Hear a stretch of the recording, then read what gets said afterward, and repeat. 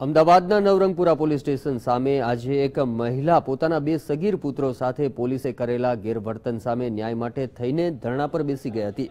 શાહપુરમાં રહેતી સવિતાબેન જૈન નામની આ મહિલાના જણાવ્યા પ્રમાણે અગાઉ તેમના પતિને તેમના સસરાએ જ જીવતા સળગાવી દીધા હતા। બાદમાં સસરાની દુકાનમાં તેણીએ પોતાનો હિસ્સો માંગતા તેના સસરા, સાસુ અને દિયર સહિતના પરિવારે તેની સાથે મારઝૂડ કરી હતી અને તેને દુકાનનો હિસ્સો આપવા ઇનકાર કરી દીધો હતો।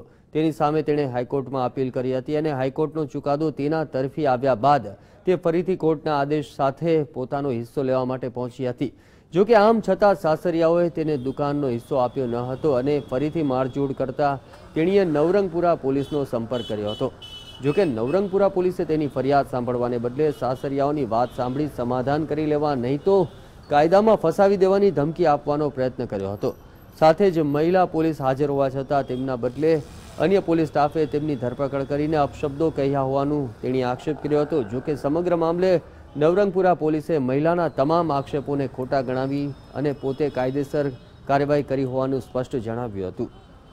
મારે અત્યારે જ માંગ છે કે મેં મારા સાસુ સસરા વિરુદ્ધ, મારા દિયર વિરુદ્ધ અને અશોકભાઈ વિરુદ્ધ જે બી ફરિયાદ કરી છે ને એ લોકો આ ફરિયાદ લેતા નથી અને એ લોકોને કેવું એવું છે કે તમે અશોકભાઈનું નામ કાઢી આપો તો અમે ફરિયાદ લઈએ, પણ એ પીઆઈ સાહેબને મળવા જઈએ તો એ બી અમને ગાળો દે છે અને મારવાની ધમકી, મારવા દોડે છે અમને અને મારા ફોન કાલે મારા ફોન પણ બંને લઈ લીધા પીઆઈ સાહેબે અને મારા બાબાને મારવા દોડ્યા એટલે મેં એને બહાર બગાડી દીધું। એવું નહીં કે મારે પછી વિમલાબેને ફરિયાદ આપતા ફરિયાદ લેવાય છે। ગઈકાલે સરિતાબેન એમને એક લેખિત ફરિયાદ લઈ આવેલા, અમે એમને કોપી રિસીવ કરીને આપેલી છે। પોલીસના માણસો જે હકીકતવાળી જગ્યાએ મેસેજ સરકારી પોતાની ફરજ બજાવવા જાય છે એમને એવું કહેવું છે કે એમને બળજબરીથી ધરપકડ કરેલા છે, પણ એવી કોઈ ધરપકડ કરવામાં આવેલ નથી।